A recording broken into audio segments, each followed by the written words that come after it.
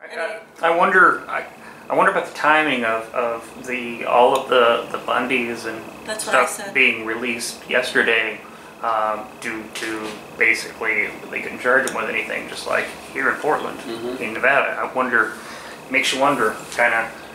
Do you think there's any connection between the the feeling that, well, these are just rube citizens that should just be glad that we're even hearing their case? Yeah, that's basically it. Yeah. He made me feel like I was very lucky to have him, and that I'm going to face prison if I don't keep him on. Well, that sounds like how they basically treated the Bundys too, right. And they were Bundys chewed them up because they knew their rights. They did their research, as you have, and I was a very strong advocate for the Bundys, and it wasn't, I know LaVoy was murdered, and I know that right after his murder, I was indicted.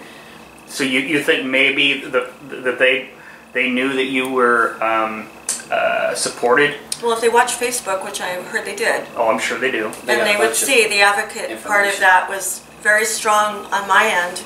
For the Bundys.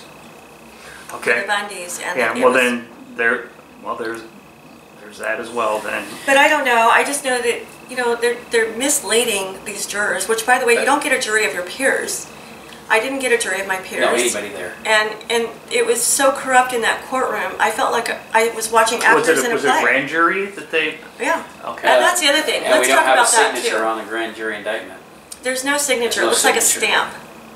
There's a loop underneath it. Well, the judge probably has to sign so many things. I mean, well, they're not allowed to do that. That should be a mistrial. That's a head juror supposed to sign that jury indictment.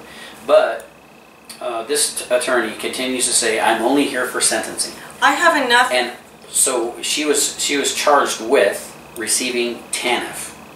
When we showed him the papers today. Look, because we got it from the records that they kept from us until now.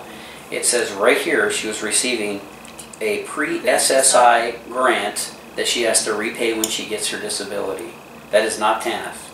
That is not what they charged her with. And then they charged me with getting food stamps. But here's the funny thing, is in 2012 they removed my cash benefits from the pre-SSI program because they said my son wasn't with me. But then they raised my food stamps and kept my son on it. So that also is very... So the pre-SSI grant that she was receiving, and this attorney acknowledged it today because I made him. He was trying to wipe it under the rug. He didn't want to listen to any evidence. And I said, "You're not, listen."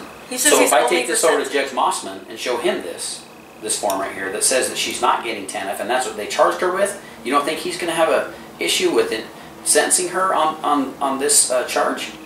Well, now hold on. I'm going to look into that. I'm going to look into that. But we had damning evidence. I had so much evidence in front of him today, and I know I have enough for this to be dismissed or a Brady motion. And he won't even exercise any of that or talk about it. He just wants to sentence her. He just keeps wanting to sentence me. He says that's all they're here for. That's what he's getting paid for. All this other stuff you do after sentencing. No, you don't. Well, so what basically, what would be the ultimate... what would you like to see occur henceforward in this? What would you like to be the result? Just everything dismissed? Well, yeah, because I also got letters from Social Security a month ago telling me I come in for a appeal with them for this overpayment. And if she can prove so that the if money I prove was to them I'm given not to her son, that they would just dismiss it. So why am I in court? So basically, the problem is really localized within. Somebody's got their bat out for me, and I believe that. Let me explain this to you. That court has spent hundreds of thousands of dollars on her trial. Well, it's not their money. But you don't understand. This is a $19,000. That's all that they're saying. That's all saying she owes is $19,000. Not that that's all. Hundreds of thousands to try somebody for $19,000. But then they're getting forfeiture too, which means I have to pay double, which makes no sense. I'm going to go to a Social Security hearing January 8th for an appeal, which I get to battle and prove my case to them. Which we have evidence that she spent every dime on her son. And that's a state? Yeah. So Salem or something for that? Well, that'll go to Eugene. Eugene? Okay. Yes. Okay, so... That's where the Social Security Administration is. Do you expect... do you expect the cabal of all of the the buddies within the program getting to them, or do you think that they can be We'll find out. independent? It's really hard to say, because my thought is right now, with everything changing in the court system, because there's a lot changing, but it's today telling this court-appointed attorney, basically, I'm not going to sit down and let you sit here and railroad me. Right. You're not going to do it. And that might hurt me, because he may not want to fight for me, or he might try to tell the judge, I just don't care. I don't know. But I do know sitting down and just playing their game is not the way to go. We have got to stop allowing these corruptions inside the justice system going on. Otherwise, and I can tell you right now for a fact, there was other SSI hearings prior to mine with people that were also accepted they got their disability through that same court, and then they were found fraudulent in things that they were doing as well. So there's something really twisted going on here with the system. Maybe this is part of their, they're talking about putting tolls on roads and stuff to pay for that. Maybe Right. this is part of getting money, income back for the money they've wasted, which would really be just terrible. Yes. When you look in the, not GMI, what's the other one? Fidelity. If you Oh, look at Fidelity. Fidelity, under the birth bonds, at the U.S. Treasury, the most amount of money that is paid out of those birth bonds is the judicial system. It's the judicial system. And that's the other thing, my bond. I looked it up in Fidelity, and I went through, found my bond that they would receive, and every time my court hearing changes, that changes for payout. The payout. And that payout was The date $28 billion? 28 billion. And So basically, every time they run you around and bring you back in for another hearing, it goes up. Is that Goes what up. you're? It went from 24 to 28, 28 since this trial started. That every time they move the trial date because she's not sentenced and they can't pay it out until she's sentenced. So every time they move the sentencing date, they changed the payout bond payout. the bond payout on Fidelity changes to that new date. So I guess my wish for all this is not just for my sake of myself, obviously, because I know what it feels like to be railroaded and to see a government who doesn't protect the citizens. We're not protected. We are slaves. And that's what I see. I see this court system using people's, especially the lower income people.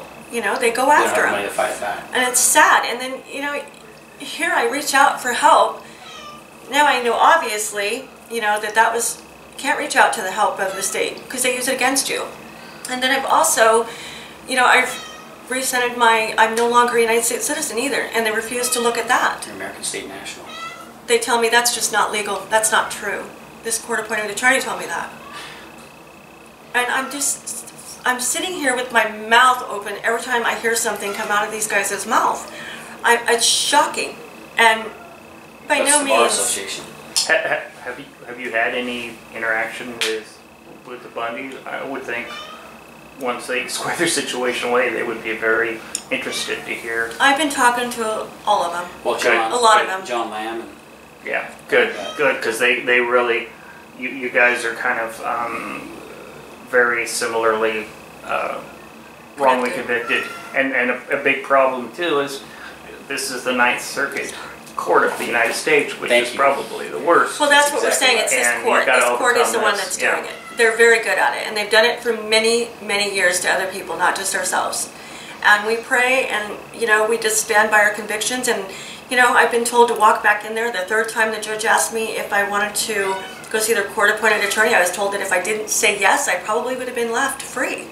I don't know that, but it can happen. I just know that these guys are so corrupt and they hold the guns. And where are you at with it then? And I just... Well, if the Bundy brothers, while in jail, get roughed up a little bit, and it's just hearsay, then that's all it is. Right. It can happen, right? Mm-hmm. So you're wise to just take a certain thing, because they could do just about anything, and well, we didn't see anything. Did you see anything? It's scary. It truly is. Well, I'm facing sentencing on January 5th, so I'm really praying